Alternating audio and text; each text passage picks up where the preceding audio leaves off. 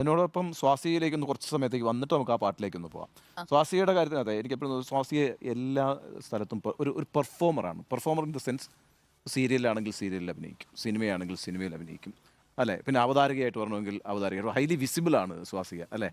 Dance ചെയ്യേണ്ട സമയത്ത് dance ചെയ്യും. ഇതിനകത്തൊരു ഒരു ഒരു റെസ്ട്രിക്ഷനും ഇല്ല. സ്വാസിക എവിടെ വേണേലും പിന്നെ പെർഫോം ചെയ്യുന്ന ഒരാൾ. ഒരു basically I M A performer എന്നുള്ളൊരു ഇതാണ്. സാധാരണയിൽ അങ്ങനെ ഒരു പ്രശ്നമുണ്ട്. കാരണം വെച്ചാൽ ഈ സിനിമയിൽ അഭിനയിക്കുന്ന ഒരു സീരിയലിൽ വരാറില്ല.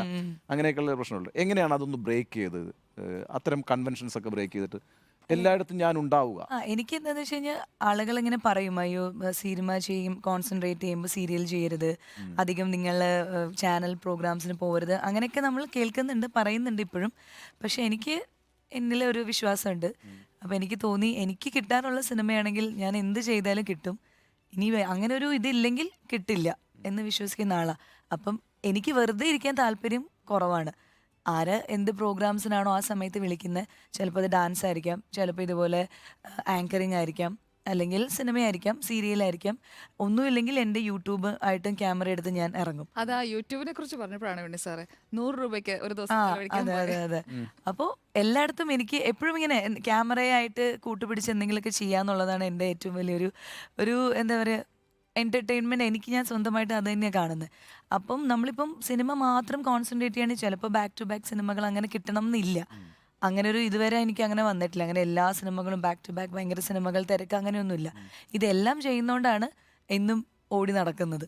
അപ്പോൾ അതുകൊണ്ട് ഞാൻ അതൊരു വിശ്വാസമായിട്ട് കാണുന്നു. എനിക്ക് എന്തായാലും സിനിമ കിട്ടാനാണെങ്കിൽ കിട്ടും, അതിന് വേറൊന്നും തടസ്സമാവില്ല എന്നുള്ളത്. അതുകൊണ്ട് ആ ഒരു ഇമേജിനെ പേടിച്ച് റെസ്ട്രിക്ട് ചെയ്ത് ഞാൻ അങ്ങനെ ഒന്നും വെച്ചിട്ടില്ല. പക്ഷെ വലിയ സിനിമകളിലൊക്കെ ഭാഗമായിട്ടുണ്ടല്ലോ. ഇപ്പം മോഹൻലാലിന്റെ ആറാട്ട്, അല്ലേ? അങ്ങനെ സിനിമ, ഞാൻ CBI, സീരിയൽ മമ്മൂട്ടിയുടെ സിനിമ. ചെയ്തുകൊണ്ടിരിക്കുമ്പോഴായിരുന്നു ഇട്ടിമാണി, ആറാട്ട്, പൊറിഞ്ചുമറിയം ജോസ്, കട്ടപ്പനയിൽ ഋത്തിക് റോഷൻ, ഇതെല്ലാം സീരിയൽ നടന്നുകൊണ്ടിരിക്കുമ്പോഴാണ്. സീരിയൽ തീർന്നപ്പോഴാണ് ശരിക്കും സിനിമ കുറഞ്ഞത് സത്യത്തില്. അതെയോ? അപ്പോൾ അതിനുശേഷം എനിക്ക് തോന്നുന്നു ചതുരം സീരിയൽ തീർന്നപ്പോൾ ആകെ ചതുരം മാത്രമേ ചെയ്തുള്ളൂ. അതിനുശേഷം ഒരു 1 ഇയർ ബ്രേക്കിന് ശേഷം ഇപ്പൊ കമൽ സാറിന്റെ സിനിമയെ ചെയ്തുള്ളൂ. ഓക്കെ. മറ്റേ ഞാൻ കുറേ സിനിമ ചെയ്യുന്നുണ്ടായിരുന്നു. അപ്പൊ മന്ത്ലി 1 to 15 സീരിയല്, അതിനുശേഷമുള്ള ഗ്യാപ്പിൽ സിനിമ, അങ്ങനെ ബിസി ആയിട്ട് പോയിക്കൊണ്ടിരിക്കുക. ഭയങ്കര തിക് ഷെഡ്യൂളാ അല്ലേ? ആ അതെ അതെ. പിന്നെ ഇങ്ങനെ എല്ലാവരും ഹെൽപ്പ് ചെയ്യും കേട്ടോ. സീരിയൽ നമ്മൾ അത്രയും ഒരു ഫാമിലി പോലെ ആയതുകൊണ്ട് അവരെ ഡേറ്റ്സുകൾ അഡ്ജസ്റ്റ് ചെയ്യും. വേണമെങ്കിൽ ഒരു ക്യാരക്ടറിനെ അടുത്തൊരു എപ്പിസോഡിൽ വേണ്ടാന്ന് വെക്കാം. അതൊക്കെ സീരിയലിന്റെ ഒരു സാധ്യത. അതെ, അങ്ങനെ എന്തെങ്കിലുമൊക്കെ ചെയ്യാൻ പറ്റും. അതിനുള്ളൊരു ഫ്ലെക്സിബിലിറ്റി ഉള്ള സീരിയലിന് അത് നല്ല കാര്യമാണ്. ചിലപ്പം എനിക്ക് ഓർമ്മയുണ്ട്, ഞാൻ ചതുരം സിനിമ 30 ദിവസം എന്ന് പറഞ്ഞിട്ട് 40 ദിവസം പോയി അതിൻ്റെ ഷൂട്ട്. അപ്പോൾ എനിക്ക് IT അങ്ങനെ വർക്ക് ചെയ്യുന്ന ആളായിരുന്നു. അപ്പോൾ എനിക്ക് ട്രാൻസ്ഫർ ആയി. അങ്ങനെയാണ് കഥയിൽ. അപ്പം ഞാൻ ഇടയിൽ ഫോൺ കോൾസ് മാത്രമേ ഉള്ളൂ. അപ്പൊ നായകനും അമ്മായിമ്മയും അവരൊക്കെ എന്തായി മോളെ, അങ്ങനെയാണ് ഇവിടെ, ഇതാണ് ഭയങ്കര അപ്പം എൻ്റെ വോയിസ് ഓവർ മാത്രം മതി, അത് ഡബിങ് ആർട്ടിസ്റ്റ് ചെയ്യുന്നുണ്ടല്ലോ, അങ്ങനെയൊക്കെ ചെയ്യാം. അപ്പൊ അത് സ്വാസിക ശബ്ദം കൊടുക്കുന്ന സീരിയലിന് കൊടുത്തിട്ടില്ല. കാരണം അത് സിനിമയിലെല്ലാം ഞാൻ തന്നെ ഡബ് ചെയ്തത്. സീരിയൽ എന്ന് വെച്ചാൽ നമുക്ക് ഈ ടൈറ്റ് സ്കെഡ്യൂൾ ആയതുകൊണ്ട് ചിലപ്പോൾ ഡെയിലി ഡബ് ചെയ്യേണ്ട സിറ്റുവേഷൻ ഒക്കെ വരും. ഇന്ദ്രേട്ടാന്നൊക്കെ വിളിച്ചത് വേറെ അയ്യോ, ആളാണ്. അതൊക്കെ വേറെ ആളാ. ഞാൻ ഇന്ദ്രേട്ടാന്ന് വിളിച്ച സീതയാണ് ഇരിക്കുന്നത്. എന്താ ശബ്ദം ഇങ്ങനെ ഇരിക്കുന്നത്? കുറച്ചു നേരമായിട്ട് എന്റെ ശബ്ദത്തില് ശരിക്കും അങ്ങനെ ഇന്ദ്രേട്ട സ്വീറ്റ് ആയിട്ടുള്ള ഒരു വോയിസ് അല്ല എന്റെ. ഇപ്പൊ കുറച്ചും കൂടി അടഞ്ഞിരിക്കുകയാണ്. പൊതുവേ ഒരു സ്വീറ്റ് വോയിസ് അല്ല. അപ്പൊ ഞാൻ ആദ്യം സീരിയലിന് ഒരു 20 എപ്പിസോഡ് ഡബ് ചെയ്തു.